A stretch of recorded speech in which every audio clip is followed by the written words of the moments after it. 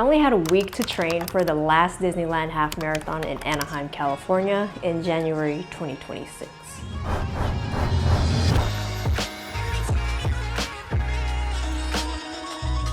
A few have asked me what my 7 days of training look like, and after several half marathons, I've learned a lot from previous training mistakes, omissions, and advantages.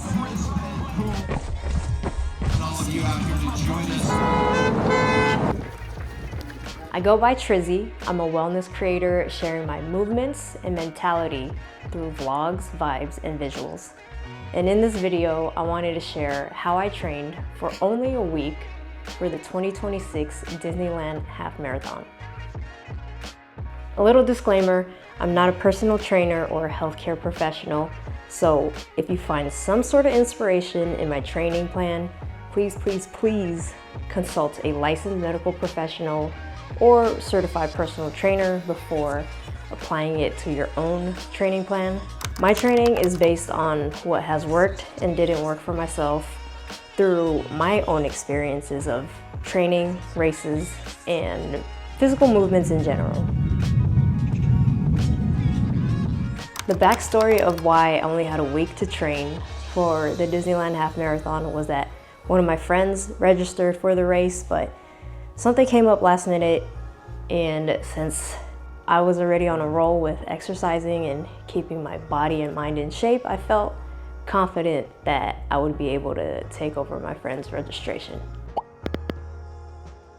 This situation reminds me of how important it is to stay ready so you don't have to get ready.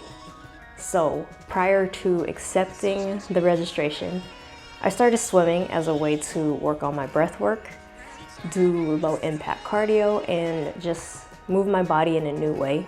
I started to incorporate a lot more strength training.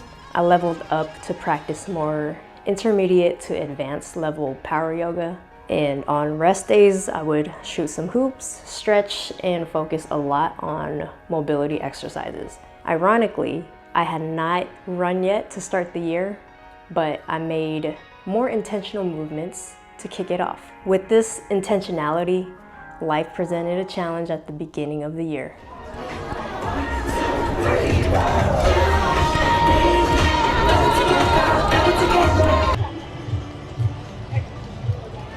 Okay, that's enough of Mickey right now. Let's go. Usually within the last week of training for a half marathon, it's highly recommended to take it easy and taper. Taper week means to just lay low and not try to run or run less frequently. You have to focus on your recovery, nutrition, and sleep. So with the tight schedule I had, I gave myself 2 days of tapering before race day. On my first day of training, I leaned more into short incline sprint intervals for 30 minutes.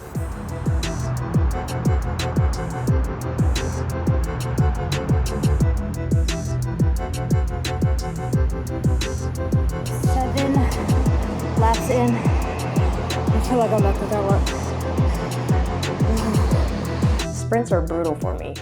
I'll take incline over sprints any day, but incorporating both in one workout provides speed and strength, which is what I needed in a short amount of training time. But yeah, sprinting just takes so much out of me. I'm exhausted right now. I'm getting in a little hip compression right now. I felt a lot of burn in my glutes and my hamstrings, which in the past, when I was training for a race, did do uphill sprints, and I didn't feel the burn there. So now I'm thinking, was I doing it wrong the whole time? Like not using the right muscle that I was supposed to. If you're watching this, you're a running expert or running coach, please leave something in the comments and educate me. All right, today I'm squeezing in 4-mile run. The next training day, I ran 4 miles with incline. This time with no sprinting, just whatever comfortable pace felt nice for me. With the incline, I'm putting a little twist to it, shuffling up and switching sides. So right leg leads, left leg leads. Implementing side shuffling going up on the incline was a way for me to add some mobility and agility to my ankles and hips and whatever running muscles are used. I'm gonna throw up again. I didn't throw up last time, but I swear, it's my catchphrase. I got to throw up. Day 3 was meant for a 5-miler, no sprint, no incline, but I ended up running 6. All right, I'm locking in for 6 miles today. This is gonna be the second to last run of my 1 week of training. And man, it's a great morning right now. So let's lock in.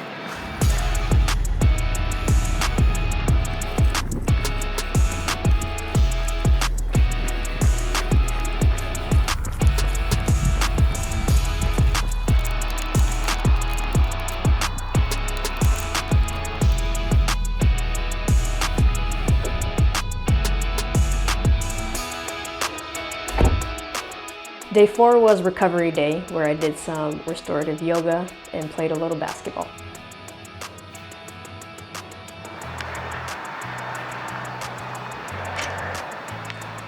I ran another miscalculated near 9 miles on day 5, but it was only meant for 6 miles. I guess it's a good thing my body was able to hold up for more.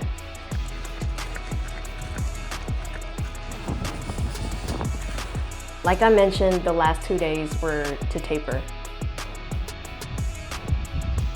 Recovery played a big role since I was cramming a lot of miles into a few days. Some of the methods I used were for pre, during, and post workouts. Before working out, heat activation was key.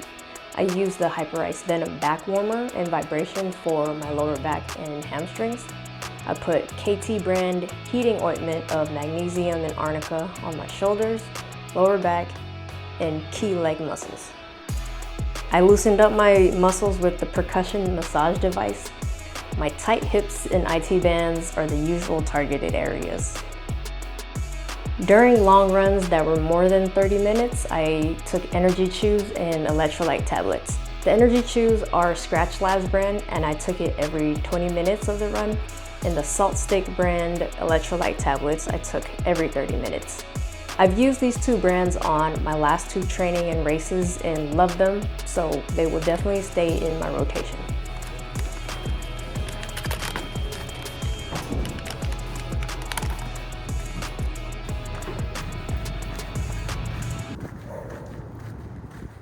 Post-workout recovery involved stretching, cold therapy with icing my knees, sauna sessions,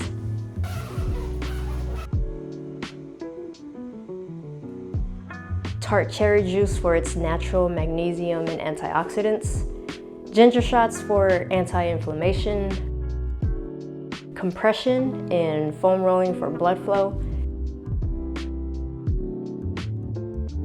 and electrolyte that's not in the form of tablets to replenish my lost sodium and to avoid cramping. One of the most important recoveries is getting 8 hours of sleep. This I tend to struggle with, so I had some nights where I slept well, but most nights were pretty bad.